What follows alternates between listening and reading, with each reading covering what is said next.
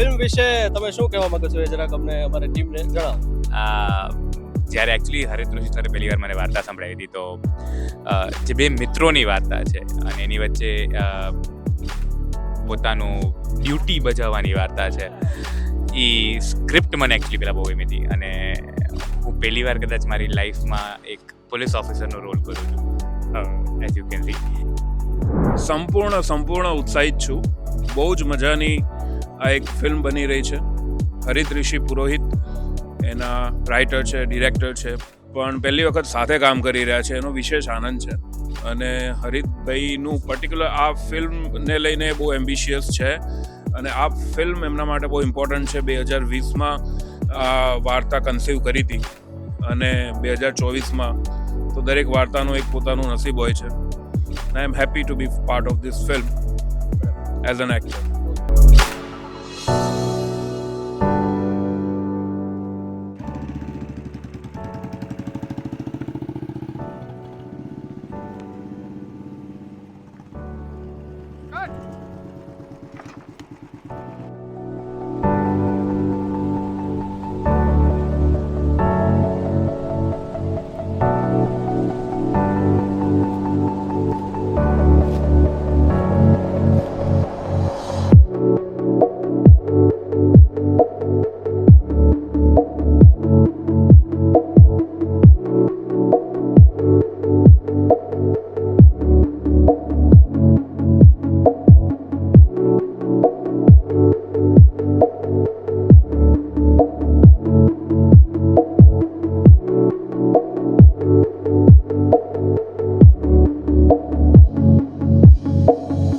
Action.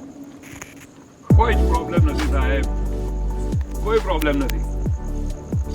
હું તો અહીંયા મારા ફ્રેન્ડની રાહ જોઈ રહ્યો છું.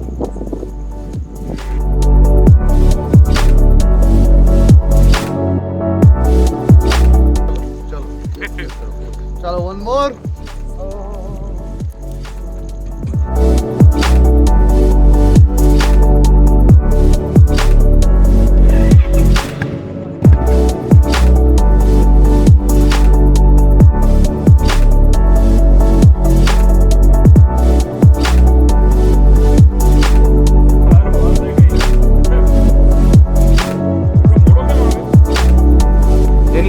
અહીંના દરેક પોલીસ સ્ટેશન પર પણ છે. બાય ધ વે, હું પોલીસ ડિપાર્ટમેન્ટમાં જ છું, પણ તારી ધરપકડ કરીને તારે દુઃખ પહોંચાડવું નહોતું એટલે ત્યાંથી પાછું ફરી ગયો.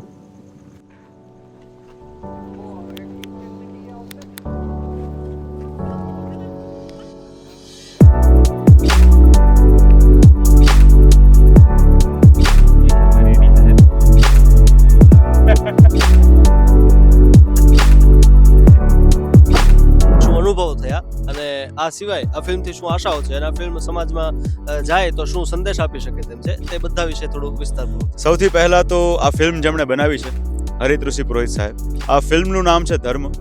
એટલે એના માટેની એક ક્રિએટિવ એક અલગ તરીકેની વાર્તા લઈને આવ્યા છે. આ ફિલ્મ માણજો. લાઇટિંગ અને ડ્રોન અને કેમેરા વર્ક આ બધું જ તમે સંભાળ્યું છે. આપણે દર વખતે નવું કરવું હોય છે અને ભગવાન એવો મોકો આપતો રહે એટલે કરતા રહીએ. આપણા મુખ્ય અભિનેતા અને દિગ્દર્શક બંને સાથે મળીને કઈ લોકોને કહેવા માંગે છે. હરિતભાઈ, હરિત ઋષિ પુરોહિત, આ નામ એવું છે એમને કોઈ ઓળખાણની જરૂર નથી. જ્યારે ગુજરાતી ફિલ્મોનો સુવર્ણ યુગની શરૂઆતમાં એમણે એક બહુ સુંદર ફિલ્મ આપી છે આપણે તો ધીરુભાઈ. હરિતભાઈ સાથે બહુ જૂનો અંગત પરિચય છે અને આજે બહુ મજા પડી છે એમની સાથે કામ કરવાની આ ફિલ્મમાં. અને બહુ જ સિગ્નિફિકન્ટ રોલ અને વન ઓફ ધ નાઇસેસ્ટ પરફોર્મન્સીસ એમણે કઢાયું છે મારી પાસેથી અને બહુ ડિટેલિંગ સાથે કામ કર્યું છે. તો થેન્ક યુ હરિતભાઈ. આપણે આગળ ઘણું બધું સાથે કરતા રહીશું. નવા ઉભરતા આ લાઈનમાં આવવા માંગતા લોકો માટે તમે શું સંદેશ આપો? મીડિયાનો ઇન્ટરવ્યુ આપતો મહેનત કરો, બીજું શું.